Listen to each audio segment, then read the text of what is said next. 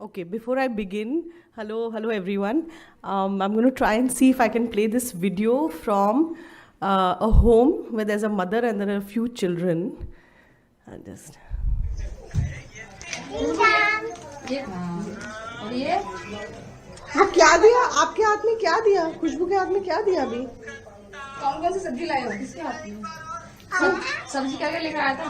सब्जी तो मैं आलू टमाटर लाई। आलू टमाटर बना आलू दिया। टमाटर का क्या बनेगा?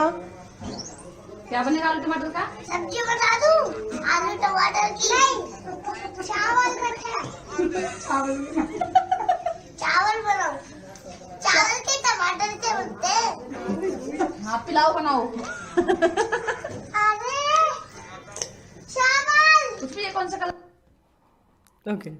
So that's a role play. As you can see, they're pretending to come into the house. Someone's buying the vegetables, and there's this discussion around what needs to be made. It's assumed, of course, that Khushbu will cook, and she's asking this man here, "What should I make?" And she's saying, "Aloo tomato chalega," and he's yelling, saying "chawal," and it's just assumed that she's the one who has to cook, and because she's not listening, he raises his voice and he says "chawal."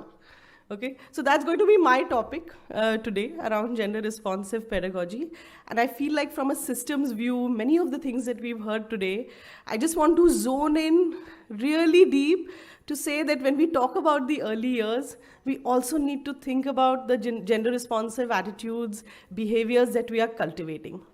I feel like when we talk about gender, we often talk about girls and women, and we talk about women and girls who are older. And that's often, it's almost curative. It's almost like you're putting a band-aid there, because a lot of the manifestations, a lot of the things that we are seeing in the older years, it's a manifestation of what already began when children were very young. So the roots of the perceived inequalities that we see between girls and boys, men and women, it all begins really early. And we know from research today that gender identities are formed by age 2. We know that children by age 6, they begin to form stereotypes about what children can and cannot do, about each other's intelligence, who can do math really well, who can sing really well. So there's research out there to say that there are a lot of stereotypes that are already beginning to be formed in the early years.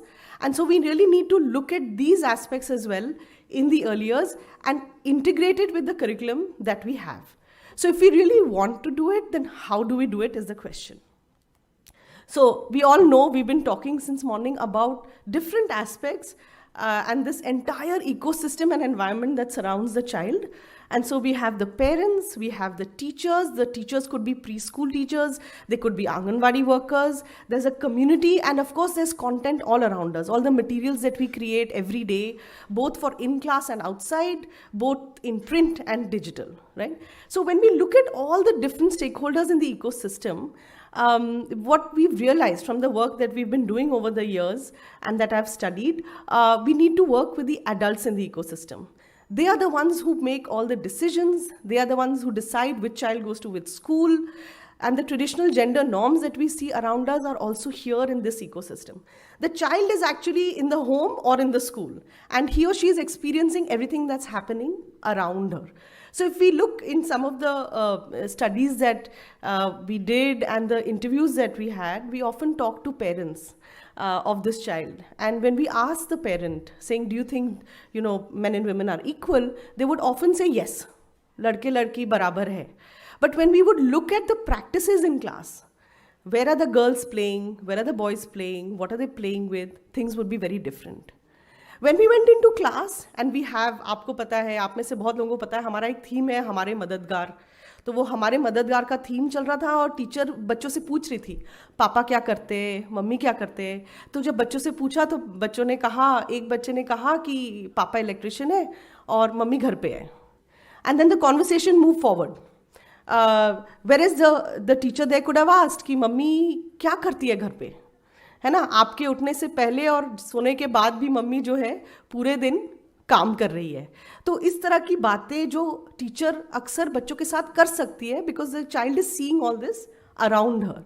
Community में और जितना भी content हमारे आसपास है, there are traditional gender norms that are there, but how do we open it out? How do we move forward is the question. How do we make sure that all the content that we have actually helps children to have a different view of the world around them, to know that there are other choices, that there are other things that are possible? That would be very important. And so having done these interviews here, what we decided was that we would look at all the content that's out there and see what is possible. What is it that's working? What is it that's not working? And so we began with the curriculum. We looked at many things. For example, the planners have the poems, the stories, the activities, the materials, and we also have a digital world. So there's a lot in print, but there's the air cover where there's so much digital information out there in the form of videos and digital games. And so when we tried to analyze it, we began by trying to create a sort of framework, and then we converted that into a checklist with our teams at Pratham to say, how do we want to review all this content? And some of the things that we realized here were that while we have poems and they are catchy poems, the words, we could look at the words a little differently. We could redo it. ऐसा नहीं कि वो change नहीं हो सकता. But while reviewing it, we found some poems could do with a change. For example, the traditional poem, Mummy ki roti gol gol, Papa ke paise gol gol. Can we change that around to have something that could sound different? Looking at the pictures that are used to describe even vegetables, to which we ascribe a gender. Looking at the stories, where we often see mothers in the kitchen, fathers outside, and going deeper into those stories to see where do we see all these characters play out. These were some of the things that we tried to review. We also tried to review the digital games that are out there, which we found were often, like, there are the images, but then there's also they are close-ended, in the sense there's a game and then it gets over. Instead, could we look at having games that can open up conversations? So we did a lot of this analysis around the content that's out there and realized that there are those things that are there and there are those that should be there. And when we spoke to parents, they often told us, they said, आप कहते हो कि पापा को भी होना चाहिए, but आपकी किताबों में लड़की और माँ है, पापा नहीं है. Okay, so somewhere I feel like in our urge to show the woman as someone who's central, maybe we have missed having the fathers in those caring roles, and that would be important too. And so we went ahead, having done this review, we went ahead and we also tried to create some of this, which I would call gender responsive. So going beyond what is traditional and responding to the kind of things we would like children to experience. So for example, in the stories, even though you may not see it around you, trying to see if we can have characters doing the kind of things that both girls and boys can do. Having pictures, and here in the picture, we realize that gender is a part of our socio-emotional development, which is part of a larger inclusive environment. And so what can that picture look like? What can those posters look like? What can those stories look like? अक्सर हम कहते हैं कि बाहर बच्चा खेल रहा है, लेकिन बच्चा खेल रहा है और बात कर रहा है, वो कभी पिताजी से बात कर रहा है, कभी मम्मी से बात कर रहा है. What can those stories be about? So trying to create some of that and find some of that. And then, of course, the games. So we've created about 5 gender-responsive digital games, where often we would have a game, but also a conversation starter between the parent and child. तो हम प्रथम में जब बाहर हम class में तो काम करते ही हैं, but बाहर हम mothers groups बनाते हैं. Often the mothers groups meet every week, and we have them discussing a lot of the content and a lot of the things that they can do with children at home. So वहाँ पर playing this game with the child and then having a conversation with the child. So for example, let's say the game is about, there's this child and her toy broke. So how are you feeling? And then asking her own child, saying, how would you feel if something like this happened? And the mother would often be surprised by what the child is saying. And so this kind of content was something that we thought would be very important to review and also to create. But more importantly, the one thing that we were thinking about was that, is it enough? Is it enough to have content that is gender responsive? What about the people who are actually going to take it into class or take it to the child? And so what we did was, we also tried to see if we need to train the teachers. So initially we had the content and we said, let's try to send it out. And we, in many locations, in about 12 locations, we sent out this content. And very soon we realized we're getting stuck, because when we send it out, the conversation around the content is very important. And so without training, without beginning with ourselves, we won't be able to have those conversations. So one big learning for us was that first we need to begin with ourselves, train ourselves. Gender sensitization workshops for ourselves, for our teams, then going out there and interacting with community members, mothers, as well as teachers would be very important. So that when stereotypes come up, we know how to actually talk about it. This was a big learning for us because when we sent out, there's this book called Satrangi Ladke by Kamla Bhasin, and it's a beautiful book. And when we went and asked the mothers of the many stories that they read, which one do you remember? They said Satrangi Ladke yaad hai. अच्छा क्यों याद है? अरे उसमें तो लड़के छोटे छोटे स्कर्ट भी पहने हुए थे. Okay, so when we talk to the mothers, we realize कि कभी-कभी it's good to review and have very good content out there. But sometimes when the content looks different, it actually stays in your mind. It sticks because it looks so different. And then from that point, you actually want to have a conversation saying, why do you think that was different? And that's where the capacity building and the training comes in to say, let's have a discussion around it.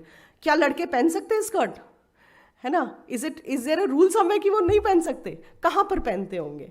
है ना? So one can have a conversation if we are sensitized, if we've reflected for ourselves, and then have that conversation. That's one.